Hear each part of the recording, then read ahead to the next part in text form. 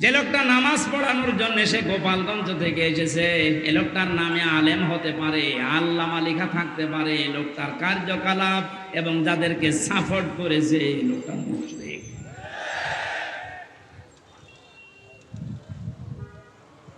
জালেমের পক্ষে যদি কেউ অবস্থান নেয়, এই তিরমিজি শরীফের হাদিস, নবীজি বলেন কিয়ামত পর্যন্ত কোন মানুষ যদি কোন জালেমকে সাপোর্ট করে, ভালোবাসে, সমর্থন জানায়, সে আমি নবীর উম্মত থেকে বের হয়ে যায়। তামাম দুনিয়া জানে ওই মহিলা জালেম, এই কথা বলেন না কেন? তামাম পৃথিবীর ভেতরে যে তালিকা আপনি দেখবেন ইন্টারনেটে 100 জনের তালিকা আছে, তার ভেতর ওনার নাম আছে। আপনি জানা শোনার পরও তার মার্কা নিয়ে দাঁড়ালেন, আপনার বিবেক নেই। আবার জননী নাম দিলেন, সাপোর্ট করেন, সমর্থন জানান, তার সাফাই গান, আপনি নবীর উম্মত থেকে বের হয়ে গেছেন। আপনার পেছনে নামাজ হবে কি করে? এই জন্যই তো জেলখানায় আপনার নামে বদদুয়া হইতো। আমি নিজে দেখেছি, মাওলানা মামুনুল হক বারবার আমাকে বলতো, হামজা আমি যদি বাইরে যেতে পারি জীবনে কোনো মুশরিকের জন্য জানাজা পড়াবো না, ওদের কবরেও দেব না।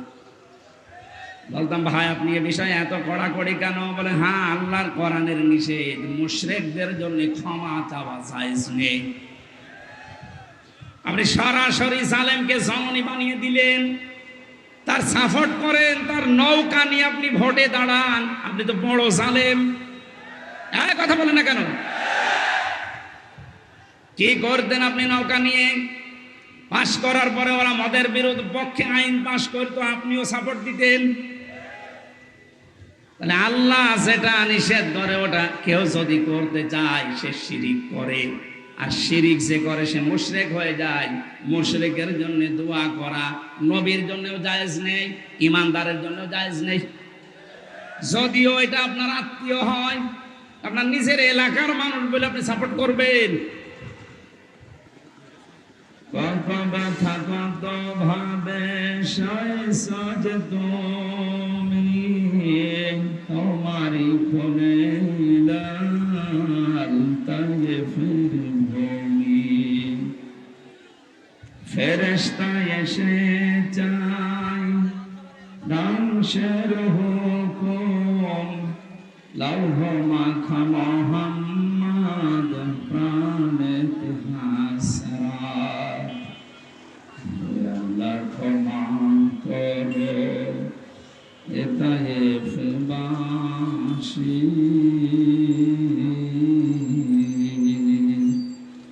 এরা বজনি তো আমি যে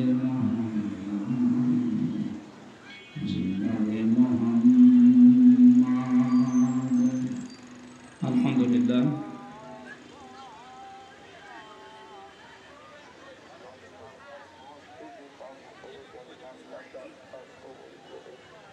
ছেলে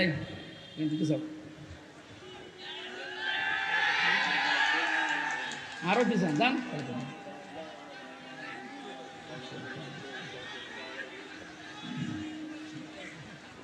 ইকো আছে, ইকো অথবা রিভাব দেবেন হালকা, মাইকের আওয়াজ যেন কানে আসে। কথা বলবেন ভাই।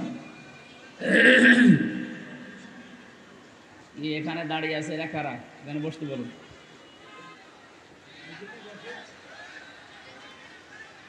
কুড়িগ্রাম জেলার রাজারহাট থানার অন্তর্গত হাফেজে কোরআন ছাত্রদের পাগড়ি প্রদান অনুষ্ঠানে রাজারহাট নুরানি একাডেমি হাফিজিয়া মাদ্রাসা প্রাঙ্গণে, এটা কি মাদ্রাসা?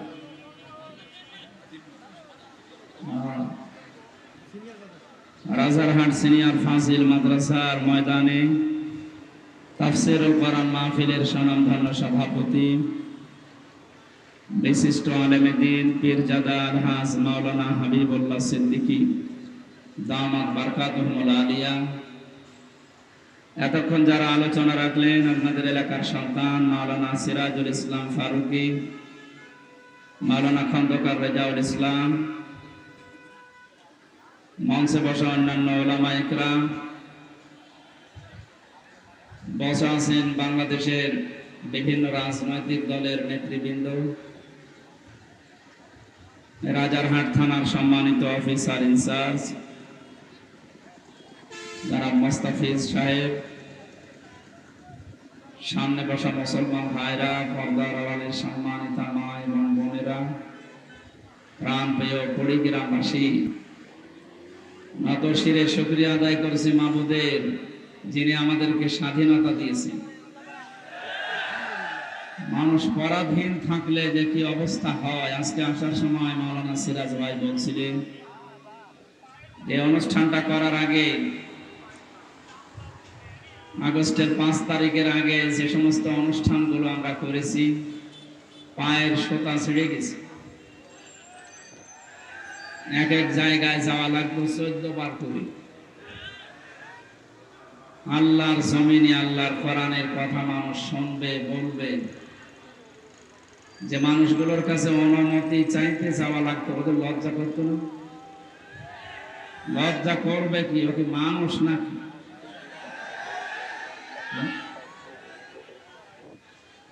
মানুষ হলে তাদের কাছে কোরআনের কথা বলতে যাওয়ার জন্য অনুমতি চাইতে যাওয়া লাগবে। তারা মানুষ কি করে হয়?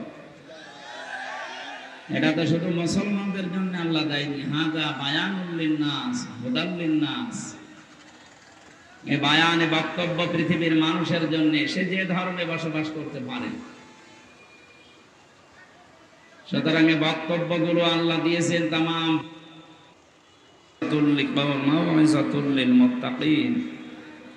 আল্লাহ তাআলা বলেন এর ভেতরে যত বক্তব্য আছে আমি আল্লাহ দিয়েছি এটা জিন্দা মানুষের জন্য। অথচ 15.5 বছরে কি দেখলাম আমরা, জীবিত মানুষদের সামনে কোরআনের কথা শোনানো উচিত না। আপনি পড়তে পারেন, পড়েন, শোনান, মরে গেছে তখন পড়ো, মরে গেলে পড়ে করবো কি? এমন একটা দিক আর বিভাগ ছিল না যে জায়গায় দুর্নীতির থাবা ছিল না। যারা উপদেষ্টা দায়িত্বে এখন আছে কি বলছে দেখেন না, যেখানে হাত দেয় ওই জায়গাটাই দুর্নীতিগ্রস্ত। হাত দেব কোথায়? সুতরাং যারা এগুলো করেছিলেন নিজেদের কপালে নিচে আগুন লাগিয়েছে। আপনি আলেমদেরকে কোরআনের কথা বলতে দেননি, আলেমদের ক্ষতি করেননি, করেছেন আপনি নিজের ক্ষতি। কত বড় দুর্নীতিগ্রস্ত হলে এদেশের জাতীয় মসজিদের খতিব পর্যন্ত পালিয়ে যায়। লজ্জা আছে ও লোকটা আবার আজকে এসেছে নামাজ পড়াতে, ওর পেছনে নামাজ হয়? হ্যাঁ, যে লোকটা নৌকা মার্কা নিয়ে ভোটে দাঁড়ায় ওর পেছনে নামাজ পড়া যায়? যাস এই জন্য পিটিয়ে বের করে দিয়েছে মুসল্লিরা। কিসের নামাজ? আপনার পেছনে নামাজ পড়লে আমার মনে হয় আপনার পেছনে না পড়ে মোদির পেছনে পড়া ভালো। আপনি আর মোদি তো সমান, সেও নৌকার সাপোর্টার, আপনিও নৌকার সাপোর্টার। তাহলে নামের আগে আপনি মুফতি লিখে রেখেছেন। কিসের মুফতি? জেলখানার ভেতরে যে সমস্ত কওমি আলেমরা ছিল, মাওলানা শাখাওয়াত হোসেন রাজি, মাওলানা মামুনুল হক, এনাদের উপরে তো এদেশে কওমি মাদ্রাসার আর পরিচিত আলেম নেই। তাদের পাশাপাশি তো ছিলাম 3 বছর জেলখানা। তারা এই লোকটাকে ঘৃণা করে। যেই দিন এ পৃথিবীর যে সমস্ত জালেমদের তালিকা বের হয় মাঝে মাঝে, তার ভেতরে যেটা পালিয়ে গেছে এটার নাম আছে। 850 বছর আগে লক্ষণ সেন পালিয়েছিল, আর 850 বছর পরে পালিয়েছে এইটা। এতদিনের ভেতরে পৃথিবীর ইতিহাস কেউ ক্ষমতা ছেড়ে পালিয়েছে আমরা শুনি নাই, কোনো জায়গায় পড়ি নাই, কিন্তু এই যে নিজে দেখলাম। এই পালিয়ে যাওয়ার পর থেকে চট করে ঢুকে পড়বো এই আশা অনেকে ব্যক্ত করছে, যে আমি কাছাকাছি আছি, চট করে ঢুকে পড়বো। আপনি বাস্তবতা টের পাচ্ছেন? পালিয়ে যাওয়া ইমাম যদি মসজিদে ঢুকলে এই অবস্থা হয়। আজকে ঢাকা রণক্ষেত্র হয়েছিল বায়তুল মুকাররম। যারা এর সাথে জড়িত, এই সন্ত্রাসী কর্মকাণ্ডের সাথে নিরীহ মুসল্লিদের যারা পিটিয়েছে, প্রত্যেকের আমরা শাস্তি দাবি করছি। ভণ্ডামি করার জায়গা পান না, নামাজ পড়াতে এসেছে জোর করি। মনে হচ্ছে ওর পেছনে নামাজ পড়তে মানুষ লালায়িত হয়ে আছে। যেই দিন এই জালেমাকে কওমি জননী উপাধি দিয়েছিল এই শয়তানটা, সেই দিন থেকে কওমি মাদ্রাসার আলেমদের মন থেকে এই আলেম নামে জালেম উঠে গেছে। জেলখানায় ওর নামে বদদোয়া হইতো। এই রুহুল আমিন যে লোকটা, ওর বাবা ভালো ছিল, আল্লাহর ওলি নিঃসন্দেহে, মাওলানা শামসুল হক ফরিদপুরি। আল্লাহ তাকে হায়াতে তার জিন্দেগির গোনাগুলো যেন মাফ করে জান্নাতের সুউচ্চ মাকাম দান করে। কিন্তু তার কাছ থেকে কি পয়দা হয়েছে, এটা নির্ভেজাল টাটকা একটা শয়তান, আলেম নামে কলঙ্ক। আলেমদের নাম বলতেও ঘৃণা করে লোকটা। সাপোর্ট দিত এই জালেমকে, আর কাজ পায়নি, নৌকা মার্কা নিয়ে দাঁড়িয়েছে। যদি কুকুর মার্কা নিয়ে দাঁড়াতেন তাও ভালো হতো।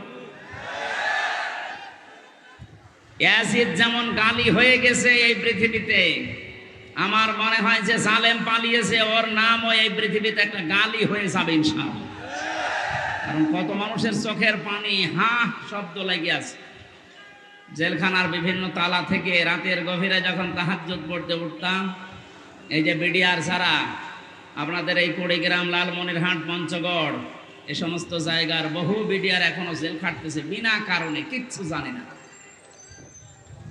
একজন মুরব্বীকে দেখতে পেয়েছিলাম, বলছে হামজা ভাই আমার আর 1 মাস পরে চাকরি শেষ হয়ে যেত, অথচ আজ 13-14 বছর আমি জেলে আছি, কিচ্ছু জানি না, আল্লাহর কসম। রাতের গভীরে যখন নামাজে দাঁড়িয়ে দেখতাম এই লোকটা আহ শব্দ করে, এমন একটা আবেগ নিয়ে শব্দ বলতো, এটা আরো সে চলে গেছে। শুধু এই বিডিআরদের চোখের পানি না, 13টা অপরাধ করেছেন এই 15.5 বছরে, যেটা মাপ পাওয়ার মতো না। সব চাইতে জঘন্য অপরাধে আয়না ঘর বানানো, এর চাইতে জঘন্য অপরাধে পৃথিবীতে আর নেই। জীবিত মানুষকে এভাবে মানুষ কষ্ট দিতে পারে। আমার মনে হয় দেশের 18 কোটি মানুষ যদি আপনাকে মাফ করে দেয়, ব্যারিস্টার আরমানের বউ জীবনও মাফ করবে না।